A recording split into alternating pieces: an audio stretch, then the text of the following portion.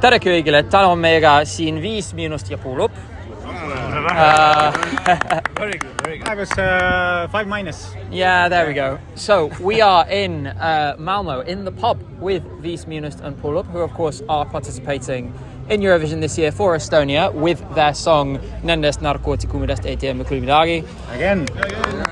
And they've also just released a new album. So if you saw our interview in London, What's the album called? Yeah. Oh, kannatused ESCUla kiigel pole stopperit. Did my best. That one was an ambush. I hadn't prepared for that one. So we talked a little bit about, the sort of background of how you guys got to working together in London. Now I've heard the album, we've listened it through. Make sure to go and stream it on Spotify if you haven't already.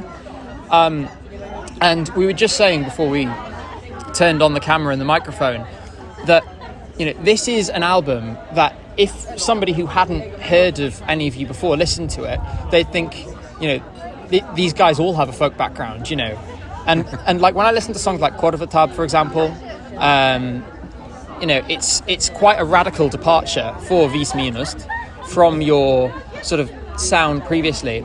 And so I'd really like to know, did you guys sort of have a strong interest in folk music before Puuluup, or was Puuluup kind of an awakening for you? Well, I'd say it wasn't really hard for us to do it because for me, I think it sounds and feels pretty much the same as our band's first album. So go and stream that as well. So the energy is the same and it kind of feels the same, and in essence the themes and topics are different, but in essence I think it's the same. Definitely a bit more mature than the first album in this sense. But what was the question though? Did we like folk music before, or did Puuluup introduce us to the folk sounds? And with the writing, was it how different was the writing process, the songwriting process for you, based on? I know you said that the Eurovision song came very easily. You wrote it very quickly. I think the whole album came pretty easily. As I said, we recorded all the songs kind of in different countryside, whatever, in my summer cottage in Finland even, or in a bush somewhere. So when we go to, in a bush, we're surrounded by nature, and we have the talharpas, playing these kind of subjects kind of naturally come up, like the countryside subject, or as you said, like urban versus countryside. What was it, 4 sessions altogether? Was it 4? 4, yeah. Four sessions that we... Five band camps. So one band camp is approximately 2 or 3 days. One was for 1 day, 1 night.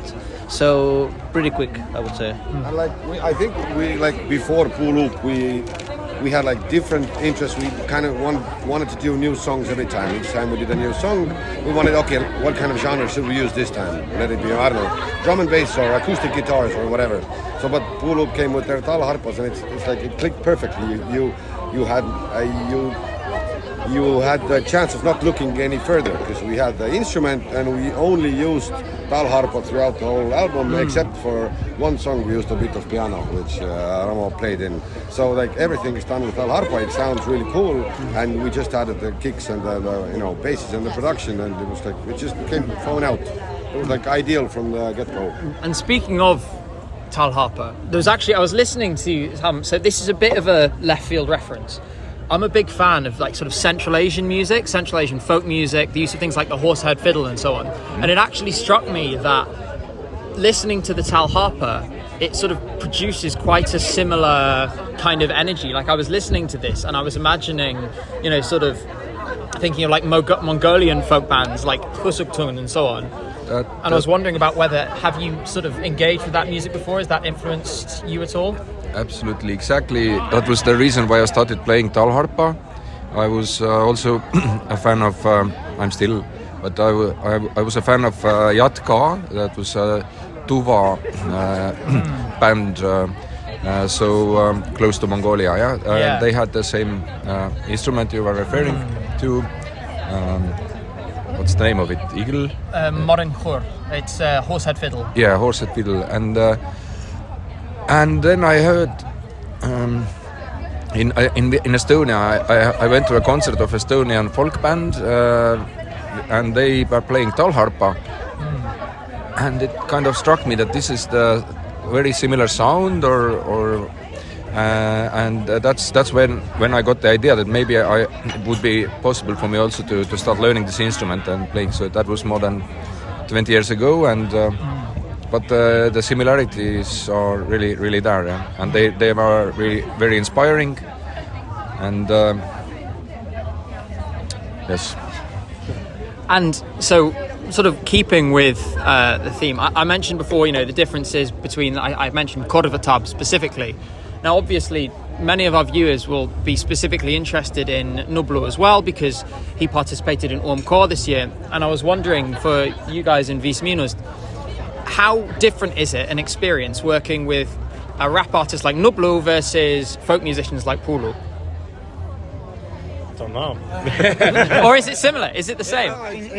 I would say it's similar because you both need to. You have a goal you need to achieve.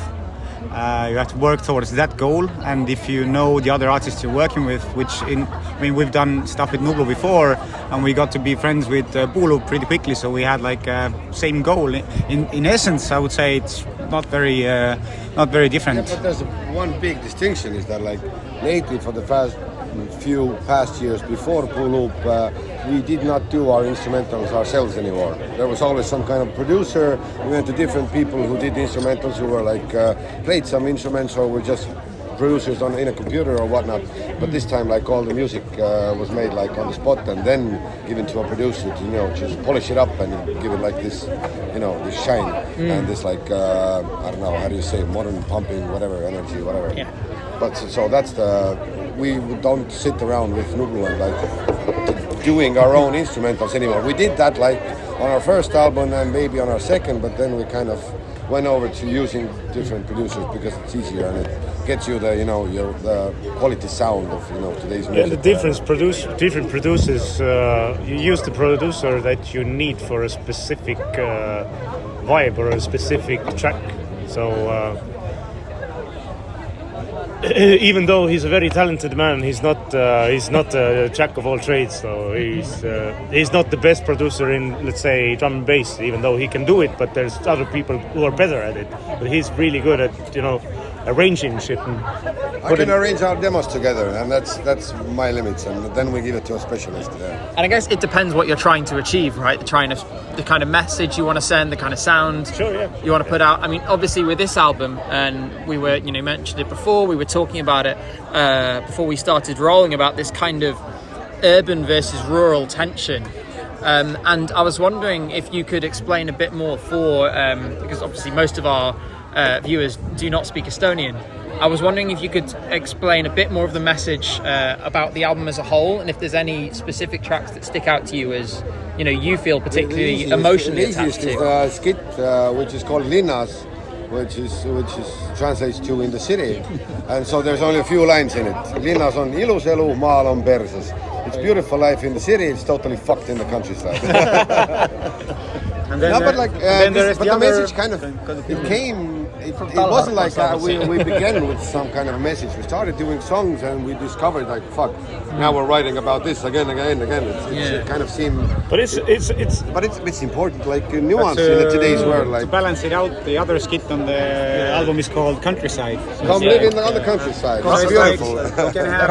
You can have both. Ramo told that we have to do a balancing track as well. So in that countryside, in one corner. The countryside song, we invite people to come to the countryside. But in essence, the album doesn't choose sides between like the city and the countryside. It's just like it's not even a commentary. It's more like a chronicle. It's a caricature description of living in the countryside and being far away from the important cities where the decisions are made, and And with all lyrics, the discovery is free. You can discover as you like. And the idea. This idyllic idea of countryside, it's very important for many people, many nations, and for Estonians also. So like being Estonian, it means like going to the forest or going working on the field or things like that. So people are romanticizing living in countryside, and and it's really beautiful there. We also did our albums at countryside, but at the same time there are many social problems. Country bums. Periphery. like regional politics, and we are touching these issues a little bit.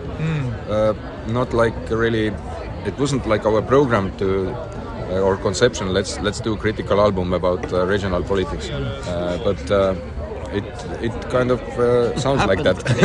I think we were kind of like a sponge that's like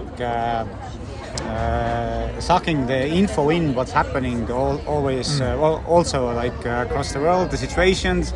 It's kind of like, as you said, when we lock ourselves in some forest area, this is the influence we have on the album, and what happens in the outside of the world also influences what's inside of the album. Yeah. So. But I guess this is the thing, like for example with the Eurovision song, with ESCUnited, I've seen a lot of different interpretations. I was really fond of my colleague Boris at ESCUnited. The more the better. Interpreted it as a kind of, pleading with the police after you've been caught running a meth lab. I've seen other interpretations where it's kind of like, it's a reflection on people, on classism, and being like, well, working class people, they're dressed poorly, they're held in suspicion, and so on and so forth. And I guess, did you have a specific message in mind, or is it something you wanted to kind of make people think and reach their own conclusions? No, we just had fun. Yes, we had fun, yeah. But since it's rap texts usually include a lot of information, so people can go and interpret it how they want to. I think that's a good thing. Like when art is like interpreted like in multiple ways. It's like kind of like a cliffhanger, and you can leave the audience to interpret something for themselves. If you like describe everything detailedly and say that this is this and this and that, then it just takes the fun element and surprise elements out of it. It's kind of we'll go around doing all these interviews, and you get to ask the question, so what's your song about? So, man, fuck, our song is about like 10, 11 different things, and we got to choose one now. What's the main thing? So it's like doing the song is never just one idea why you're making it. It's a difference between writing a scientific article where you have to know what you're going to write and what's the idea behind it, and writing poetry or lyrics for songs. So then it's a moment of inspiration. You write something that is maybe a common idea. We have agreed that we are going to write about something, some common idea. What is the song going to be about?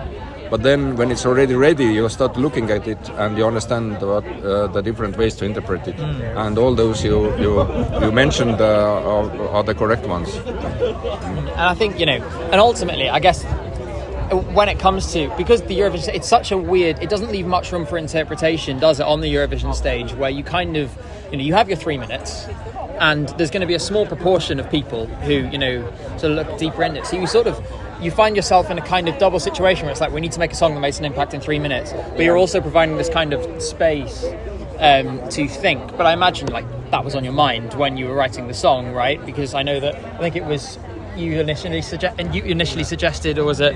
Yeah. You initially suggested Esti Laul. The other thing I did want to mention about this, last time we spoke, you said you had calculated it. Like you'd thought about this in advance and been like, okay, did you sort of go in being like, okay, well, we think our fans are going to come through here, we think we're going to... Yeah, definitely. We wouldn't have taken this journey if we wouldn't have think that it's viable. The calculation part was throughout the Eesti Laul. We were like, while they were giving the votes, we were calculating, okay, now we have this much chances to finish this position or that. And when the jury started to give us points, they were like, okay, if we get one more above 6 points, then we're probably going to win. So we started kind of thinking it this way. Yeah, but at first the problem was that we are quite big names in Estonia. So if you go to Eurovision, the song has to be good. Unless you go there and you flop, it's embarrassing. It's a problem. It's embarrassing. So yeah, we had to be sure that the song will actually work, and it did. But there was no calculation involved when we created the song, because we had no idea of coming to Eurovision. We just made a song. The idea came after the song was ready, or the demo was ready in this sense. But I think anyone involved with the contest will tell you the best songs in the contest happen organically, and it's like, okay, this fits, rather than looking at it the other way around.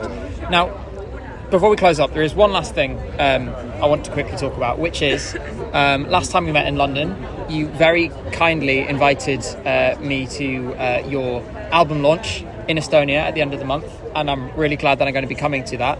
And I'm bringing my girlfriend, who, as a thank you, has made you, they're in my pocket, a couple of bracelets, a couple of friendship bracelets to say thank you, which I will now pull out of my pocket and hopefully not break in the process. There we go. So my girlfriend Cynthia made you these bracelets. We have, this one says Kuulame seda.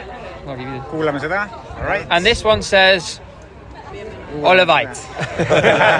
So whoever yaps the most should have this one. Give it to him then. We have two now. And then this, it's your line, so you can have this one. I've been pretty quiet. And so yeah, so I will be there at the end of the month with my girlfriend Cynthia. We are really looking forward to seeing that. In the meantime, I wanted to say thanks again for taking the time to speak to us. Make sure that you vote for Estonia in semi-final 2.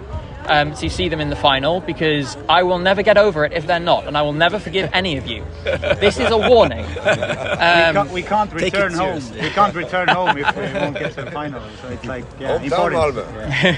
So thank you all so much for tuning in. Make sure to vote for Estonia. Make sure to subscribe to ESCUnited for more, and we will see you again very soon. Thank you. Bye bye.